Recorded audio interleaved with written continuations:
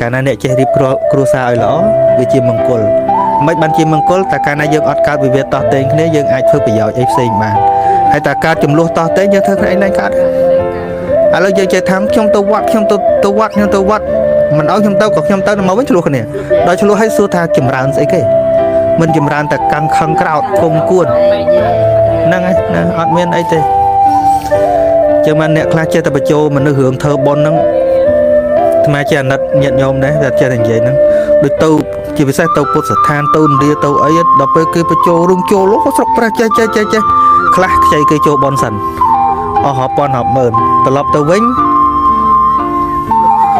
នឹងដល់ប្រាប់ប្តីឲ្យអនុមោទនាប្តីអត់អនុមោទនាខឹងទៀតថាប្តីនេះគ្មានដឹងអីទេ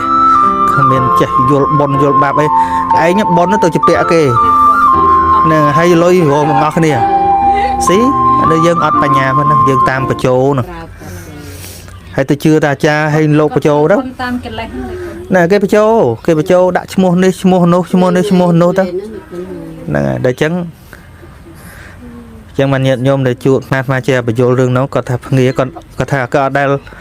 ដែលលឺពីណាមកបញ្យលគាត់ចឹងមានបញ្យលគាត់ធ្វើម៉េចលះទៅងាប់ទៅមិនយកទៅតាមទេនិយាយតែចឹងពពុទ្ធនិយាយ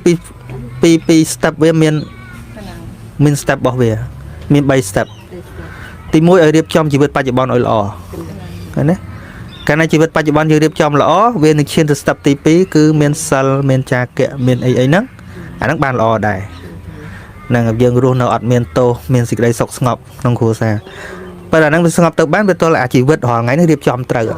នឹងជាប្តីជាប្រពន្ធក៏ដោយជាអីក៏ដោយរៀបចំវាឲ្យត្រូវ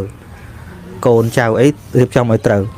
តែរៀបចំមិនត្រូវអត់ទទួលទូនាទីជាម្ដាយជាឪពុកមើលថែគេឲ្យបានល្អទេវាកើតរឿង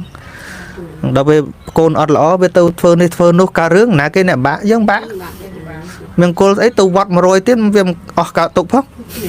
កូនទៅញៀនឆ្នាំកូនទៅស្អីចឹងទៅស៊ីគេនេះគ្រាន់តែសង្គ្រោះកូនប្រពន្ធខ្លួនឯងដោយធម៌ព្រះអង្គថាជាមង្គលដ៏ឧត្តមជា the greatest blessing ឃើញទេគឺឲ្យយើងរៀបចំគ្រួសារហ្នឹងប្រពន្ធអត់មានយកមង្គលទៅសូត្រស្រោចទឹកឲ្យចឹងទេអត់ទេឲ្យឯងយកទៅរៀបចំគ្រួសារណែឯងចឹងច្បាស់ចេះច្បាស់ចេះ ខយល់មកគិតថា